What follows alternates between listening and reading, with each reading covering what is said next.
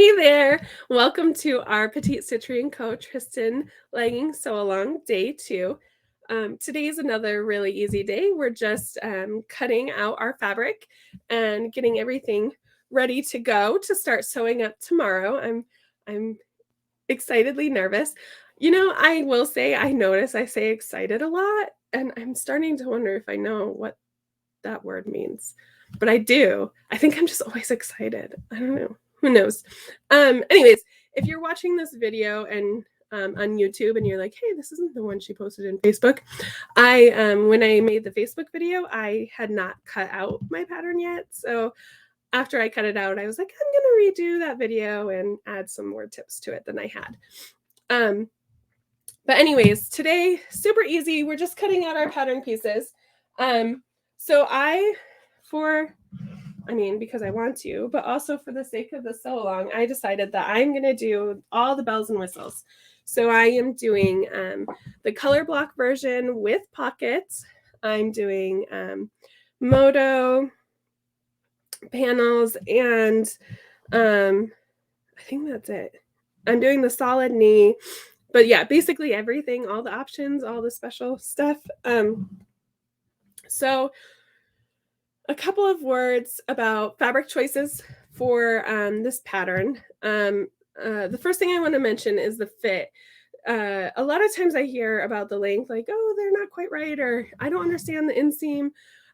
They're meant to be a 7/8 inch or 7/8 legging instead of a full length legging. So they're meant to hit right above the ankle bone instead of fully, to your ankle. Or past your ankle, I don't know.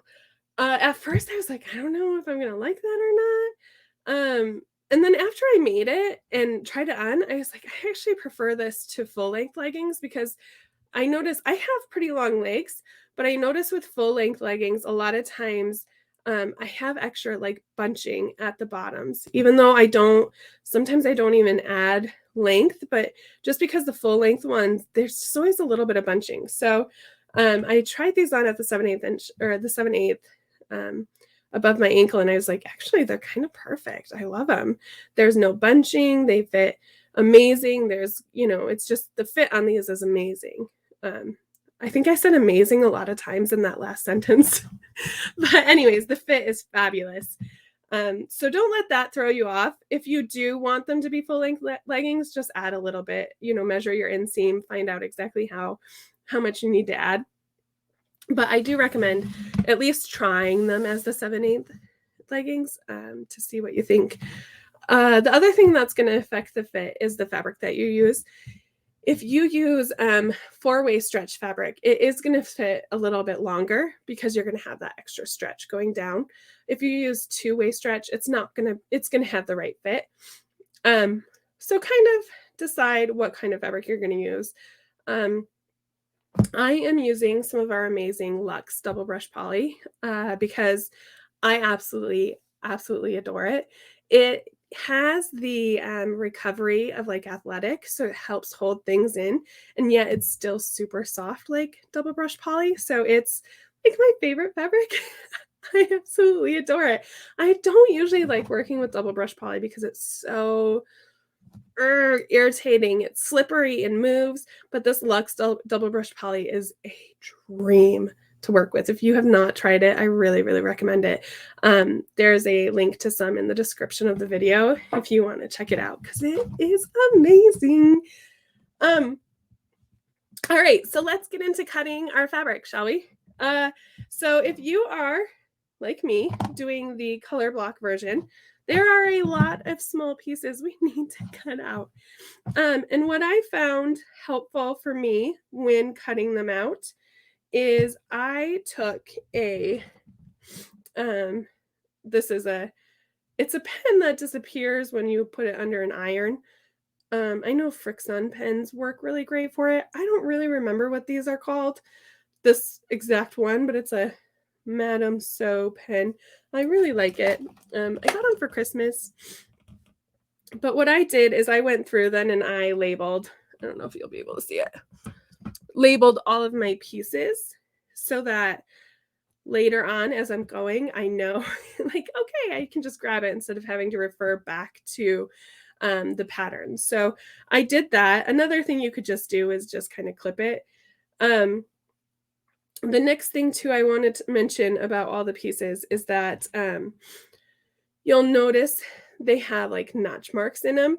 Definitely cut out those notch marks. What I do with mine is I cut, so the notch marks that they have are for front and back. And then bottom, I just cut out the front ones because sometimes I get confused. Like, oh wait. So I just cut out the front ones, and then if there's a bottom one, I cut out the bottom one so that I know that as well. So if you are doing the color block version, you will need to cut out all of those color block pieces. However, if you are doing pockets with your color block version, you will not cut out a middle A. So you will cut out a front A and you will cut out a back A, but not a not a middle A. So just keep that in mind. There was another one that I cut out that I wasn't supposed to cut out.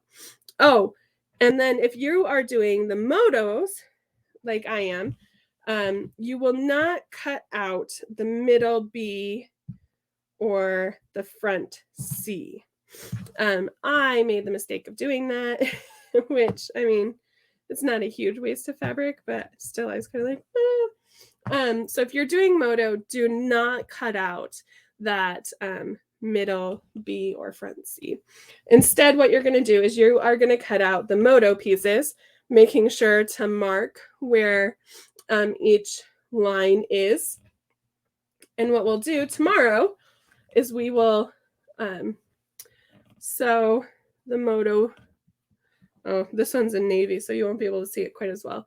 But what we're going to do tomorrow is we're going to sew up the moto stripes on our leggings, and then we will grab the pattern back out, and there's a couple of pieces on there that we will cut out of the moto stripes that we make.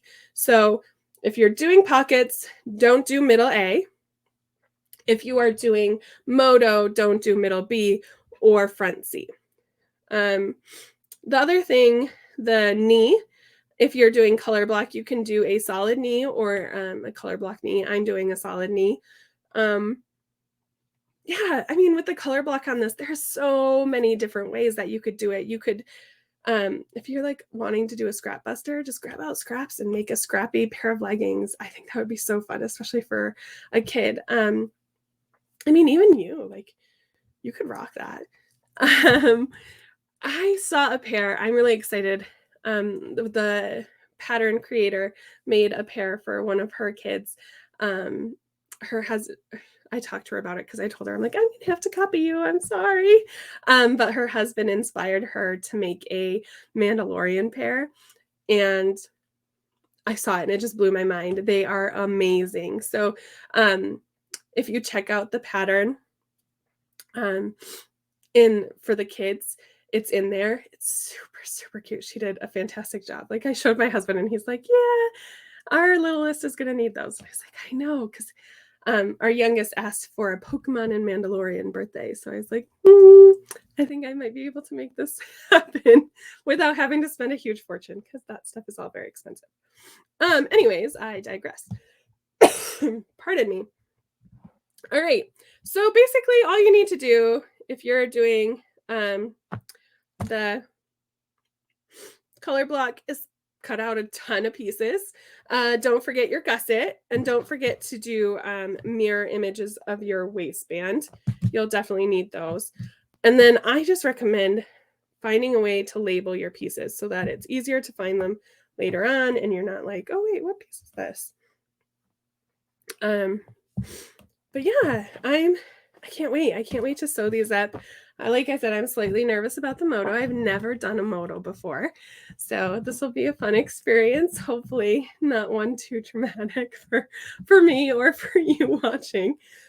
But I'm really excited. I love this pattern so much. Pardon me. And I just can't wait to see what everybody makes. So that's it for today. Let's just cut our fabric pieces out and yeah, get ready to sew up our motos tomorrow. I will see you then. Bye.